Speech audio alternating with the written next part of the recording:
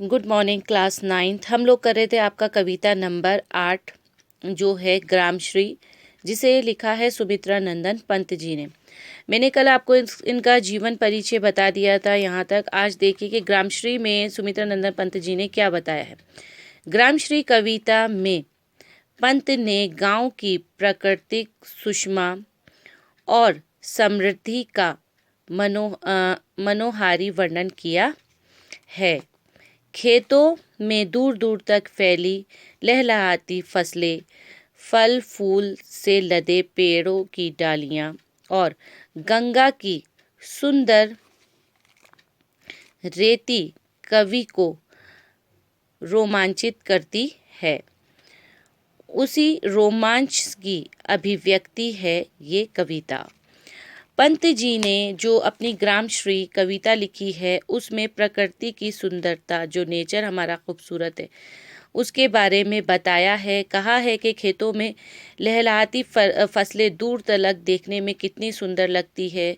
फल और फूल से लदे हुए पेड़, उनको देखना कितना सुंदर लगता है। गंगा की सुंदर रेती पर जो लाइनें बनती है पानी के आने और जाने से, उनको देखना कितना रोमांचक होता है, मतलब दिल में एक खुशी ला देता है। तो बच्चों देखिए, अब हम आज इसका पहला भाग कविता का पढ़ेंगे। पहला भाग कविता ग्रामश्री का देखिए, ये इम्पोर्टेंट भी है, ध्यान से देखिएगा। फैली खेतों में दूर तलक मखमल की कोमल हरियाली, लिपटी जिससे रवि की किरणें, चांदी की सी उजली जाली, तिनकों के हरे हरे तन पर हिल हरित रुधिर है रहा झलक, श्यामल भूतल पर झुका हुआ नभ का चिर निर्मल निफल। देखो, इसमें जो हमारे कवि हैं सुमित्रा नंदन पंत जी, वो कहते हैं कि खेतों में दूर दूर तलक हरी भरी फसलों की मखमली शोभा फैली हुई है। खेत पूरे हरे भरे हैं और वो एक मखमल के हरे कपड़े की तरह लग रहे हैं। सुबह सवेरे जब सूरज की किरणें प्रकट होती हैं तो ऐसा लगता है कि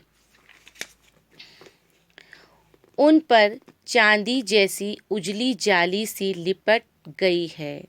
जब सूरज की पहली किरण निकलती है और फसलों की बूंद फसलों के ऊपर पड़ती है, और जो फसलों के ऊपर ओस की बूंदें होती हैं वो चांदी की तरह चमकने लगती हैं। फसलों के हरे भरे तन पर धूप की चमक ऐसी प्रतीत होती है, ऐसी लगती है जैसे उनमें विद्यमान उनका हरा रक्त निरंतर प्रवाहित हो रहा हो। उन फसलों को देखकर ऐसा लगता है कि जैसे उनका जो हरा खून है, हरा ब्लड है, वो कंटिन्यू ऊपर नीचे चल रहा हो। वो खूबसूरती हरे रंग की बड़ी ही प्यारी लगती है। फसलें गहरे रंग हरे रंग की हैं। जो फसलें हैं वो बहुत डार्क हरे रंग की सुबह सुबह महसूस होती है। मतलब जब सुबह की सूरज की पहली किरण हरे खेतों पे पड़ती है तो वो बहुत ही खूबसूरत लगते हैं। ऐसा लगता है जैसे मखमल की चादर ओढ़ी है। ऐसा लगता है जैसे हरा खून जो है, रक्त जो है, उनके पौधों में ऊपर नीचे चल रहा हो। अच्छा, देखिए, यहाँ पर सुमित्रा नंदन पंत जी कहते हैं हरे रंग की है जिसके कारण धरती का तल श्यामल प्रतीत होता है, जिससे हमें ज़मीन भी हरी नज़र आती है, जिस पर सदा की तरह साफ स्वच्छ नीला आकाश झुका हुआ सा दिखाई देता है। जिस हरे हरे खेतों के ऊपर साफ निर्मल आकाश जो नीले रंग का है, वो ऐसा लगता है जैसे खेतों के ऊपर झुका हुआ है। इस कविता के भाव, मतलब इस कविता का जो मीनिंग है, वो अगर छोटे शब्दों में कहा जाए तो कह सकते हैं हरी भरी फसलों से भरे खेतों पर झुका हुआ नीला आकाश अद्भुत दिखाई देता है। जो हरी भरी फसलें हैं उनके ऊपर जो नीले रंग का आसमान है वो देखने से ऐसा लगता है जैसे वो पूरी तरीके से खेतों की खूबसूरती पे खोकर उसके ऊपर झुका हुआ है।